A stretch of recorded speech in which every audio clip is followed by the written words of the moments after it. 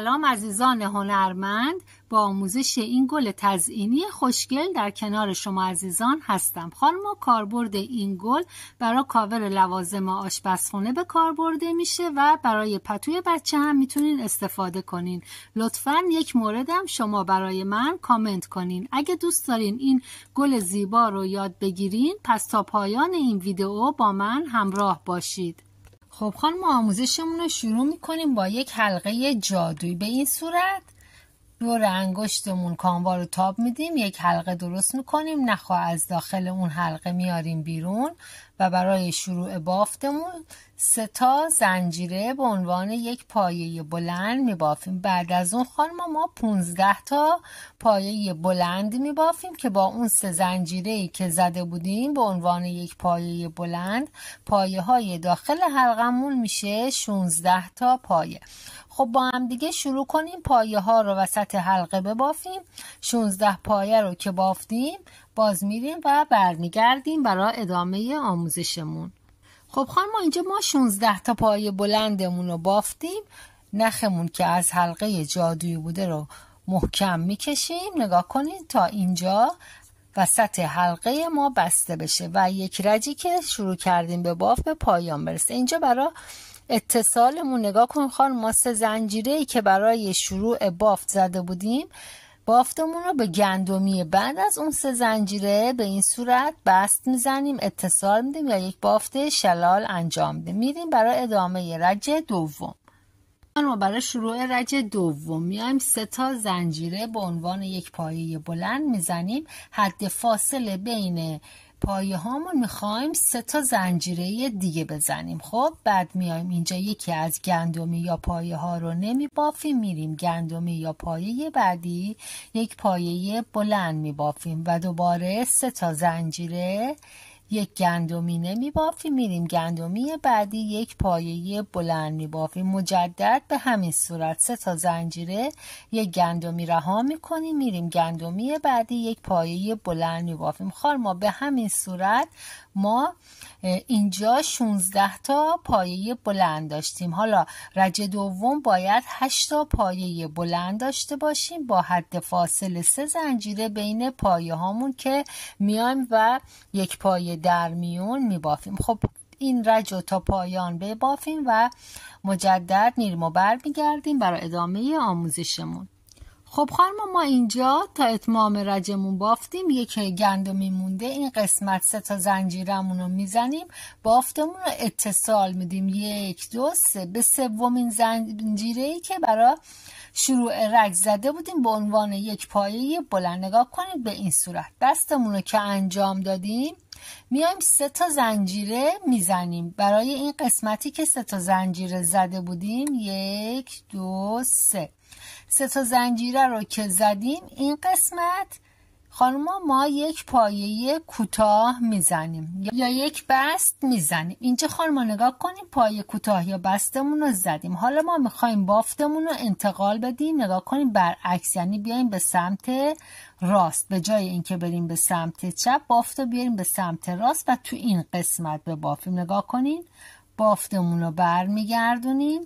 اینجا 3 تا زنجیره به عنوان یک پایه بلند میزنیم. داخل این حفره این قسمت که داریم میایم حدود 7 تا پایه بلند یا 6 تا، هر چقدر که جا شد خانم، چون میخوایم این برگ گل برگمون پر باشه.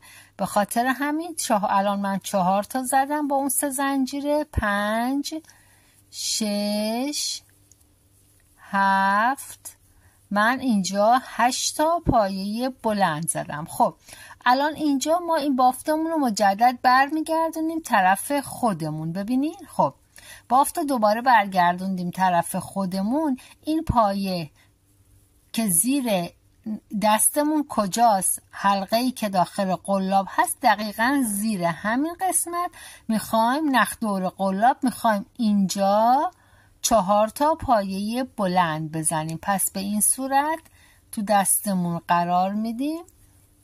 این پایه رو ببینین باز دوباره اینجا داخل این قسمت یک دو پایه بلند، دومی، سومی، و 4مین پایه بلند رو هم اینجا ما میبافیم. خب الان نخو از داخل قلاب در میاریم. ببینید میخوایم برگردیم سر شروع رجمون.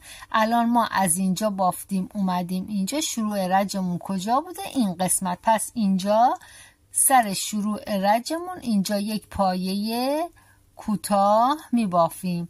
خانم‌ها دقت کنید، من یک گل شیپوری دیگه توضیح کامل بهتون میدم، بقیه‌اش رو دیگه با توجه به این دوتا آموزش شروع میکنید به بافت. خب گفتیم وقتی که بافتمون رو انجام دادیم مثل همین قسمت که بست زده بودیم اینجا 3 زنجیره داریم. این قسمت میخوایم بافتمون رو بیاریم این قسمت. این 3 زنجیره رو میزنیم، یه بست سر این پایمون میزنیم. دقت کنین خانوما، نگاه کنین، زنجیرمون رو زدیم، بستمون هم زدیم. حالا بافتمون رو برمیگردیم. این بافت تو دست منه، رو به خودمه، میخوام برش گردونم. ببینین برمیگردیم اینجا 3 زنجیره اول به عنوان یک پایه بلند میزنیم. بعد از اون این قسمت 7 پایه بلند میزنیم. 1 2 3 4 5 6 و 7 پایه بلند به این صورت. خب باز دوباره نگاه کن، این پشت بافتمون هست، از این نخی که اینجاست مشخصه. میخوام بافت رو برگردونم طرف خودم به روی بافت. خب اینجا گفتیم نخی که داخل قلاب داریم اون پایه‌ای که ببینین پایه‌ای که زیرش قرار داره مال رج قبل، اینجا ما میخوایم 4 پایه ببافیم. ببینین دقیق نگاه کن خانوما، من نخ دور قلاب میرم این قسمت، پایه‌ای که دقیقاً زیر همون قسمتیه که بافتم و انجام دادم. اینجا 1 2 3 و پایه 4. باز نخو از تو قلاب میتونین در بیارین به خاطر اینکه بافتتون رو راحت‌تر تسلط داشته باشین. ببینین این حالت شیپوری من برگرده اینجا مشخص میشه و کامل میشه. پس باید چه کار کنم؟ باید یک پایه کوتاه روی این قسمت که شروع کرده بودم بزنم به این صورت. ببینین شد 2 پایه، 2 گل شیپوری یا گل لوله‌ای هم بهش میگن.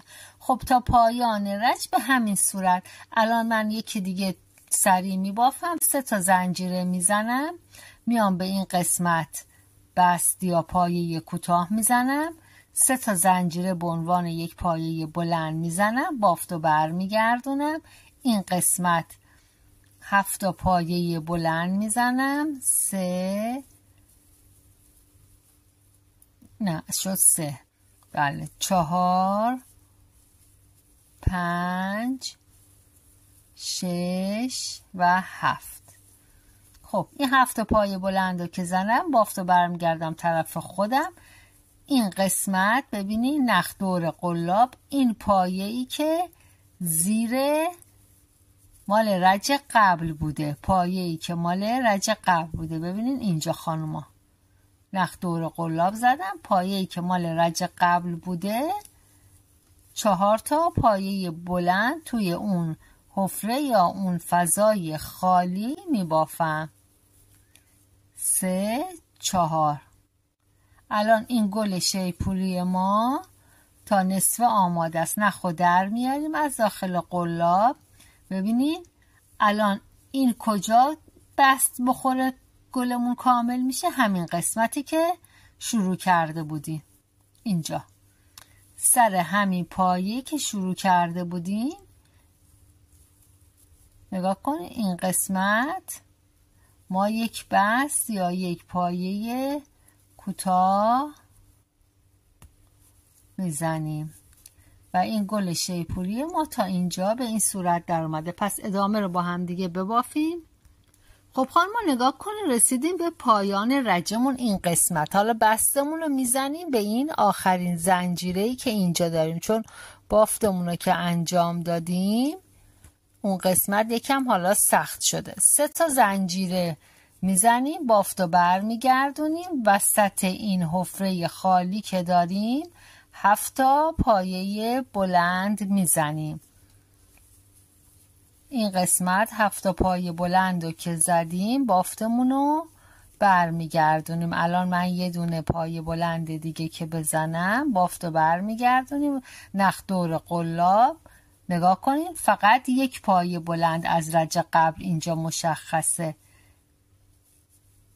توی این فضای خالی یک پایه بلند رو میگیریم تو دستمون و 4 تا پایه بلند این قسمت میزنیم. الان 3 تا، اینم 4 تا. خب بافت رو میاریم این قسمتی که شروع کرده بودیم، ببینید اینجا یک پایه کوتاه میزنیم.